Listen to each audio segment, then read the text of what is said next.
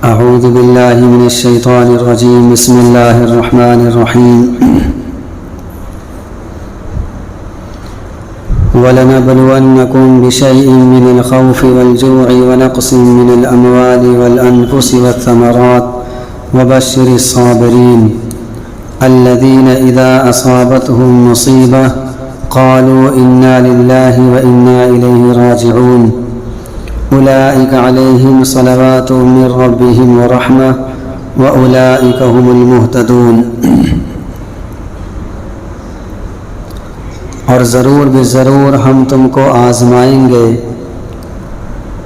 کچھ خوف کے ذریعے اور بھوک کے ذریعے اور نقصان سے، مالوں میں، جانوں میں اور پھلوں میں، اور آپ صبر کرنے والوں کو خوشخبری سنا دیجئے کہ وہ ایسے لوگ ہیں کہ جب ان کے پاس کوئی مصیبت آتی ہے تو وہ لوگ کہتے ہیں انا للہ و انا الیہ راجعون. یہی وہ لوگ ہیں کہ ان پر اللہ تعالیٰ کی عنایتیں ہیں اور اللہ تعالیٰ کی رحمت ہے، اور یہی لوگ سیدھی راہ پر ہیں. ان چند آیتوں میں ایسے مضامین کا تذکرہ ہے کہ جو آج کل ہمارے سامنے حالات آ رہے ہیں اور جن حالات کا ہم سامنا کر رہے ہیں، ان حالات کے بارے میں اللہ تعالیٰ نے ان آیتوں میں پیغام دیا ہے اور بتلایا ہے کہ دنیا دارالامتحان ہے اور دنیا آزمائش کی جگہ ہے. چنانچہ پہلی آیت میں فرمایا کہ ہم ضرور ضرور تم کو آزمائیں گے، تمہیں ہم آزمائش میں مبتلا کریں گے.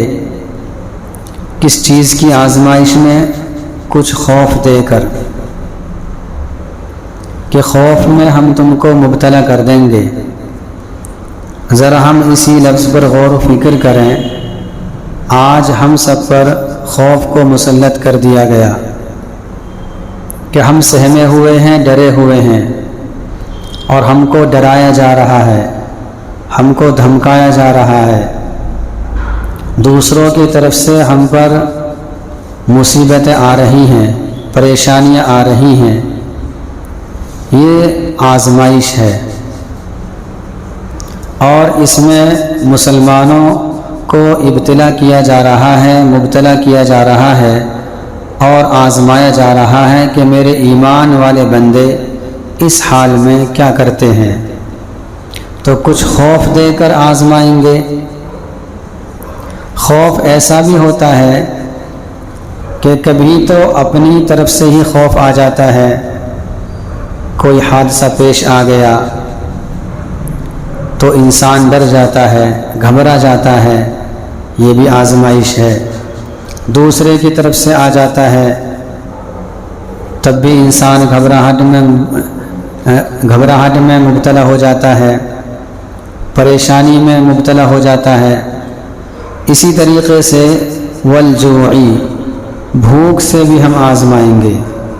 بھوک دے کر اللہ تعالیٰ بہت سے بندوں کو بھوک میں مبتلا کر دیتا ہے، یہ بھی آزمائش ہے. اسی طریقے سے مال میں کمی کر کے، جانوں میں کمی کر کے اور پھلوں میں کمی کر کے آزمائیں گے. مالوں میں کمی کر کے، اس کا تو مطلب صاف ظاہر ہے کہ کبھی کسی کے پاس بہت زیادہ مال ہے، کوئی حادثہ پیش آیا اور بہت سارا مال اس کے ٹھکانے لگا دیا. اسی طریقے سے ایک انسان اچھی زندگی گزار رہا تھا لیکن بیماری میں اللہ تعالیٰ نے اس کو مبتلا کر دیا اور ایسی بیماری لگا دی کہ بہت ساری دولت اس کے کام آ گئی.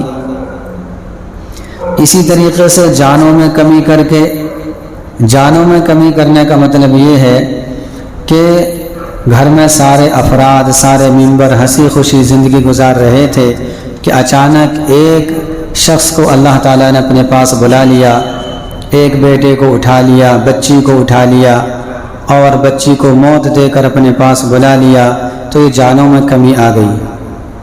تو جانوں میں کمی کر کے ہم تم کو آزمائیں گے، والثمرات اور پھلوں میں کمی کر کے آزمائیں گے کہ پیداوار کہ زمین میں آدمی محنت تو کرے گا، ساری محنتیں کرے گا، پانی بھی لگائے گا اور اس کی جو ضروریات ہیں، اس کے لیے جو چیزیں ضروری ہیں ساری چیزوں کو انجام دے گا، لیکن پھل نہیں آئے گا، یا پھل آ گیا توڑنے سے پہلے اللہ تعالیٰ آندھی چلا دے گا اور بہت سارا پھل اس کا ضائع ہو جائے گا۔ اسی طریقے سے فصل کھڑی ہے اور فصل کٹنے کے قریب ہے، اللہ تعالیٰ آسمان سے بارشیں برسا دے گا اور ساری فصل ضائع ہو جائے گی۔ یہ ساری کی ساری آزمائشیں ہیں۔ ابھی میں نے بتایا کہ دنیا ہی آزمائش کی جگہ ہے، اس میں آزمائشیں ہوں گی۔ ان آزمائشوں میں کون کھرا اترتا ہے، کون اللہ کو یاد رکھتا ہے اور کون بھولتا ہے، ان آزمائشوں سے پتہ چلتا ہے۔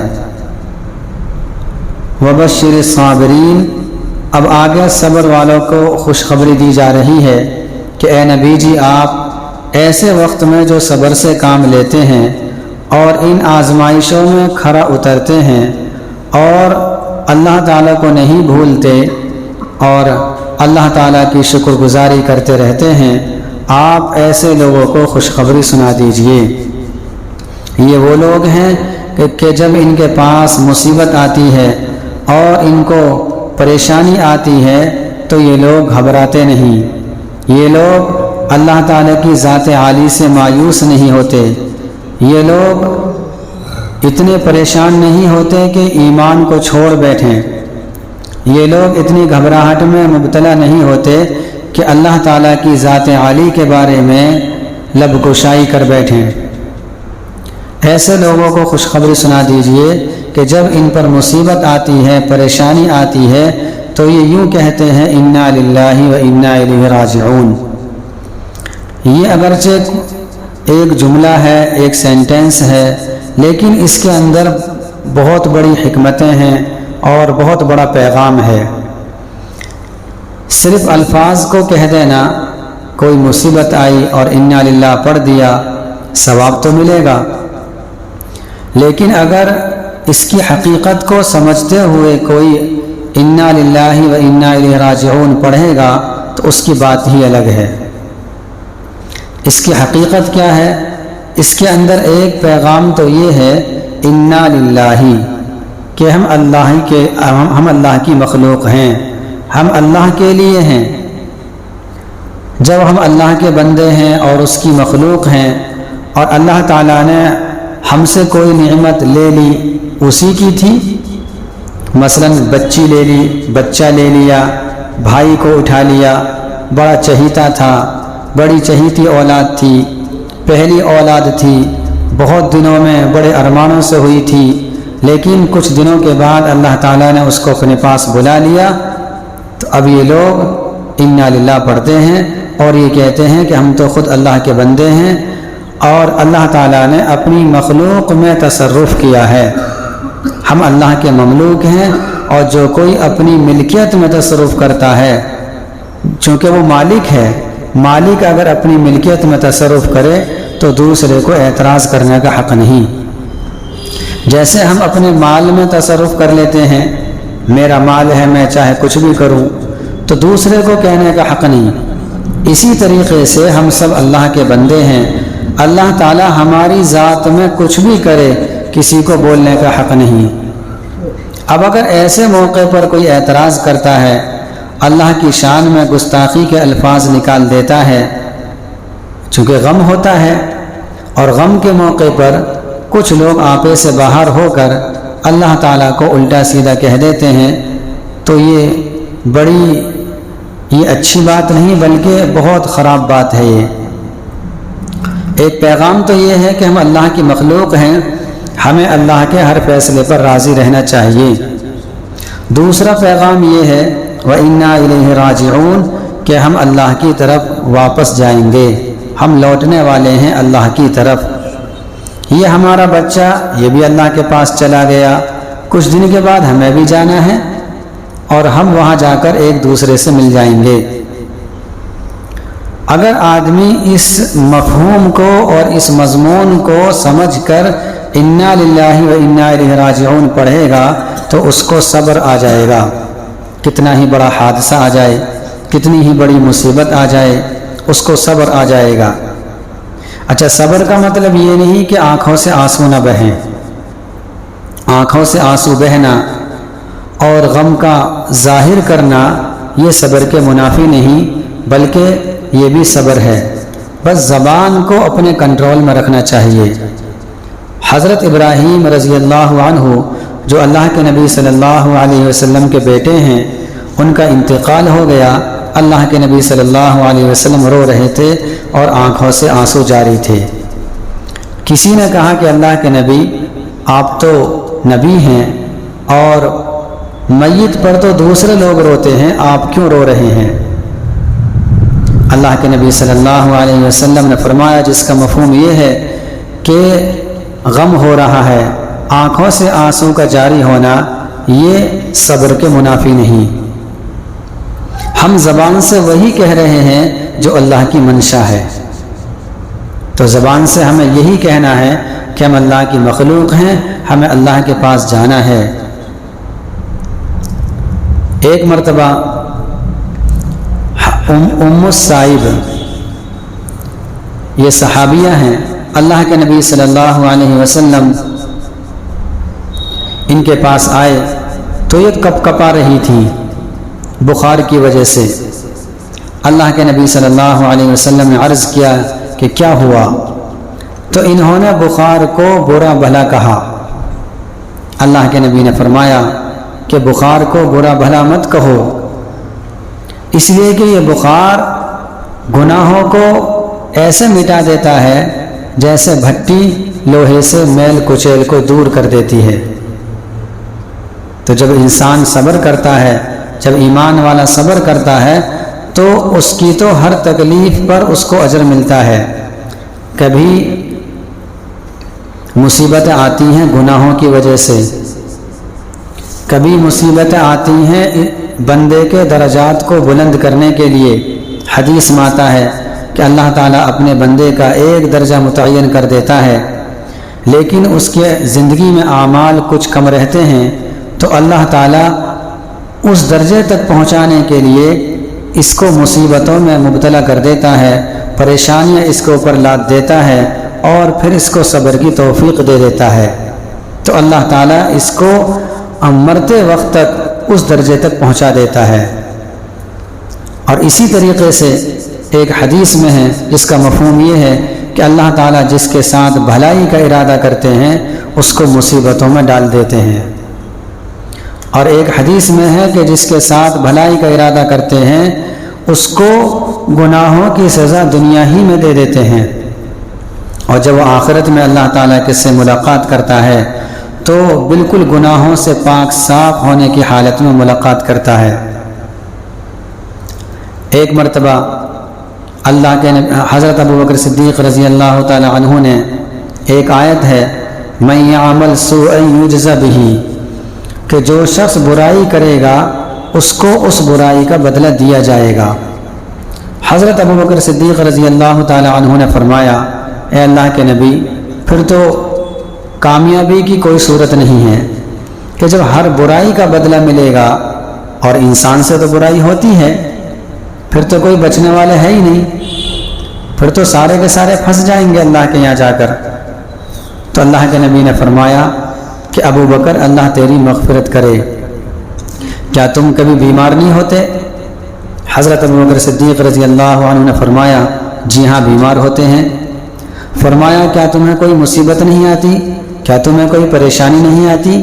تو سب کے جواب میں فرمایا، جی ہاں ایسا تو ہے۔ تو فرمایا کہ ایمان والا جب مصیبتوں میں گرفتار ہوتا ہے اور اس پر صبر کر لیتا ہے تو یہ گناہوں کا کفارہ ہو جاتا ہے، اللہ تعالیٰ گناہوں کو معاف فرما دیتے ہیں۔ لیکن شرط یہ ہے کہ جب مصیبت آئے اسی وقت صبر ہو، ورنہ تھوڑے دن کے بعد تو اپنے آپ ہی صبر آ جاتا ہے۔ کسی کا بیٹا مر گیا، بہت چہیتا تھا، نوجوان تھا، 1 سال کے بعد تو وہ یاد بھی نہیں رہتا، 1 سال کے بعد تو بھول جاتا ہے، وہ غم نہیں رہتا جو جس وقت بیٹا دنیا سے گیا ہے، جو اس وقت حالت تھی، جو اس وقت غم تھا، وہ غم 1 سال تو کیا 1 مہینے کے بعد بھی ہلکا ہو جاتا ہے۔ تو اصل صبر مصیبت کے وقت ہے، جس وقت مصیبت پیش آئے اسی وقت اگر ہم صبر کریں گے اور اپنی زبان کو کنٹرول میں رکھیں گے تو اللہ تعالی ہمیں اس سے بہتر بدلہ عطا کرے گا۔ سلمہ رضی اللہ عنہ فرماتی ہیں کہ اللہ کے نبی صلی اللہ علیہ وسلم نے فرمایا کہ جو شخص انا للہ و انا الیہ راجعون اور اس کے بعد ایک دعا ہے اللہم اجرنی فی مصیبتی، کہ جو شخص اس دعا کو پڑھ لے گا، اور آگے بھی ہے اس کے کہ اللہ تعالیٰ اس کو اس نعمت سے بہتر نعمت عطا کرے گا جو نعمت اللہ تعالیٰ نے لی ہے۔ تو یہ فرماتی ہیں کہ میرے شوہر کا انتقال ہو گیا، اب میں یہ سوچ رہی تھی کہ میرے شوہر سے بہتر کون ہوگا۔ ظاہر سی بات ہے جس کے ساتھ زندگی گزاری ہے اس کے اخلاق سے واقف ہے، اس کی عادتوں سے واقف ہیں، تو فرمایا کہ میں یہ سوچ رہی تھی میرے شوہر سے بہتر کون ہوگا، لیکن پھر بھی میں نے اس دعا کو پڑھ لیا۔ تو کچھ دن کے بعد یہ اللہ تعالیٰ کا فیصلہ ہوا، اللہ کے نبی صلی اللہ علیہ وسلم نے ان سے نکاح کر لیا۔ تو کہتی ہیں کہ واقعتاً دعا کا اثر فوری طور پر ظاہر ہوا کہ میرے شوہر سے بہتر شوہر مجھے مل گئے۔ اس لیے جب مصیبت پیش آئے تو انا للہ و انا الیہ راجعون یہ ہم دل سے پڑھیں اور ہم یہ سوچیں ہم اللہ کی مخلوق ہیں، اللہ نے ہمارے اندر جو کیا وہ بہتر کیا، چونکہ جو نعمت اس نے لی ہے ہمیں بھی تو وہی جانا ہے، آج وہ گیا کل کو ہمیں جانا ہے۔ اگر ہم صبر کے ساتھ زندگی گزاریں گے تو پھر اللہ تعالی ہمیں اچھا ٹھکانہ دے گا۔ ہوتا کیا ہے کہ کسی کا انتقال ہو گیا، خاص طور سے عورتوں کا حال یہ ہے کہ ایسے موقع پر آپے سے باہر ہو جاتی ہیں، بے پردگی بالکل عام ہو جاتی ہے، حالانکہ شریعت کا حکم ہر حال میں ایک جیسا ہے۔ یہ نہیں کہ اگر کوئی مصیبت آ جائے تو آپ پردے کو بالائے طاق رکھ دیں، ایسا نہیں، تو پردہ تو بالکل رہتا ہی نہیں۔ دوسری بات کہ زبان سے وہ الفاظ نکالتی ہیں جو نہیں نکالنے چاہیے، مثلاً کہ میرے بیٹے کو لے کر اللہ کو کیا مل گیا، اگر ایسے الفاظ زبان سے نکالے جائیں تو ایمان کا بھی خطرہ ہے۔ لیکن عورتیں عام طور سے نکالتی ہیں، کوئی سمجھاتا بھی ہے تو سمجھانے سے باز نہیں آتی۔ وجہ یہ ہے کہ ہم لوگوں نے ان کی فکر کرنا چھوڑ دی۔ ہم لوگ تھوڑا بہت تو خود تو ہم سن لیتے ہیں لیکن ان کو ہم سنانا نہیں چاہتے۔ دین کی بات ہم خود تو سن لیتے ہیں لیکن اپنی ماں و بہنوں کو ہم محروم کر کے رکھتے ہیں، جس کا نتیجہ یہ ہوتا ہے کہ ایسے موقع پر وہ آپے سے باہر ہو جاتی ہیں۔ اللہ کے نبی صلی اللہ علیہ وسلم کا ارشاد ہے لعن اللہ، الفاظ یاد نہیں آ رہے تو اس میں یہ ہے لعن اللہ النائحۃ والمسمعۃ او کما قال علیہ الصلوۃ والسلام، کہ اللہ تعالی نوحہ کرنے والی اور نوحہ سننے والی عورتوں پر لعنت فرمائے۔ نوحہ کہتے ہیں میت پر رونا، آواز سے رونا، اتنی آواز سے رونا کہ باہر آواز چلی جائے، غیر محرم اس کو سن لیں، اور بالکل آپے سے باہر ہو کر رونا۔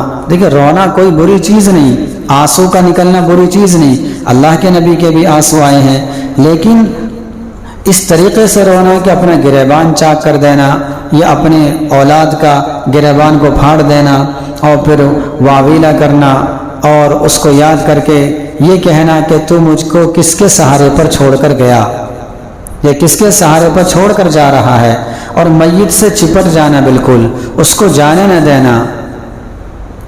ٹھیک ہے غم ہے، لیکن غم کا مطلب یہ نہیں کہ ہم شریعت کو چھوڑ دیں، چونکہ صحابہ کرام پر جو غم ہوا ہے، جو غم کا پہاڑ ٹوٹا ہے، وہ کسی پر نہیں ٹوٹ سکتا۔ اللہ کے نبی صلی اللہ علیہ وسلم جب دنیا سے تشریف لے گئے ہیں، صحابہ کرام کی کیا حالت ہوئی تھی، لیکن کوئی بھی ایک صحابی ایسا نہیں جس نے شریعت کے خلاف کوئی عمل کیا ہو۔ حالانکہ صحابہ کرام ایسے تھے، اللہ کے نبی کے حکم کے مطابق اپنی جانوں کو قربان کر دیا، اپنے مالوں کو مال نہیں سمجھا، سب کچھ کیا، لیکن جب اللہ کے نبی دنیا سے گئے ہیں تو شریعت کو تھامے رکھا۔ تو انہی لوگوں کے بارے میں فرمایا اولئک علیہم صلوات من ربہم ورحمہ، یہی وہ لوگ ہیں، یعنی جو صبر کرتے ہیں، یہی وہ لوگ ہیں جن پر ان کے رب کی طرف سے خاص رحمتیں ہیں اور عام رحمتیں بھی ہیں۔ جو صابرین ہیں، مصیبتوں پر صبر کرتے ہیں، شریعت کو تھامے رہتے ہیں، تو اللہ تعالیٰ کی طرف سے ان پر رحمتیں ہی رحمتیں ہیں، اور جن پر اللہ تعالیٰ کی رحمتیں ہو جائیں وہ کامیابی ہی کامیاب ہیں۔ وَأُولَئِكَ هُمُ الْمُهْتَدُونَ، اور پھر بتا دیا کہ یہ لوگ ہدایت یافتہ ہیں، یہ لوگ سیدھی راہ پر چل رہے ہیں، اور جو صبر کے خلاف کام کرے وہ سیدھی راہ پر نہیں۔ میں نے اس سے پہلے ہی بتایا تھا کہ صبر کا جو مفہوم ہے بہت عام ہے، اس میں 3 چیزیں آتی ہیں۔ ایک تو عبادت پر اپنے آپ کو جمانا، یہ بھی صبر ہے، گناہوں سے بچنا، یہ بھی صبر ہے، اور جو مصیبت آ جائے جس کو ہم صبر سمجھتے ہیں وہ تو ہے ہی صبر۔ یہ 3 چیزیں جس کے اندر ہوں گی، یہاں جو بات چل رہی ہے کہ میت پر نہ رونا، یہ بھی گویا کہ ہم نافرمانی کر رہے ہیں اگر کوئی ایسا کرے۔ اگر کوئی میت پر اس طریقے سے روئے کہ زبان کو بھی اللہ کے بارے میں آزاد چھوڑ دے، اور عمل بھی ایسا کرے جو عمل شریعت کے خلاف ہو، تو یہ بھی گویا کہ انسان اپنے آپ کو گناہوں سے نہیں روک رہا ہے، گویا کہ صبر کو اس نے چھوڑ دیا۔ اس لیے ہم سب کو چاہیے کہ ہم ان آیتوں کے پیش نظر اپنی زندگی کو سنواریں، اور ہر حال میں صبر کو ہاتھ سے جانے نہ دیں۔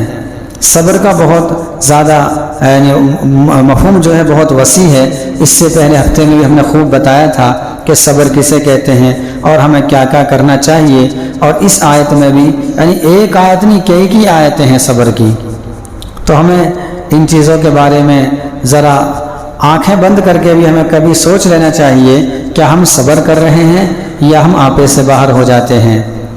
ہمارا مسلمان بہت جلدی آپے سے باہر ہوتا ہے، اتنی جلدی آپے سے باہر ہوتا ہے کہ جس کو چھوٹا سمجھتا ہے اس پر تو منٹ نہیں لگتے، سیکنڈ نہیں لگتے آپے سے باہر ہونے میں، اور جس کو بڑا سمجھتا ہے تو پھر کہتا ہے میں صبر کر رہا ہوں۔ وہ صبر نہیں ہے، وہ تو مجبوری ہے۔ ابھی کوئی چھوٹا آدمی دکھائی دے جائے اور مزاج کے خلاف کوئی بات ہو جائے تو ہمارا کلام ہی بدل جائے گا، سختی اتنی آ جائے گی جو نہیں آنی چاہیے، اور اگر بڑا اس سے بڑا کوئی کام کر دے تو اس کی طرف نگاہ اٹھا کے بھی نہیں دیکھے گا، کیوں؟ اسے پتہ ہے کہ یہاں اینٹ کا جواب پتھر سے ملنے والا ہے۔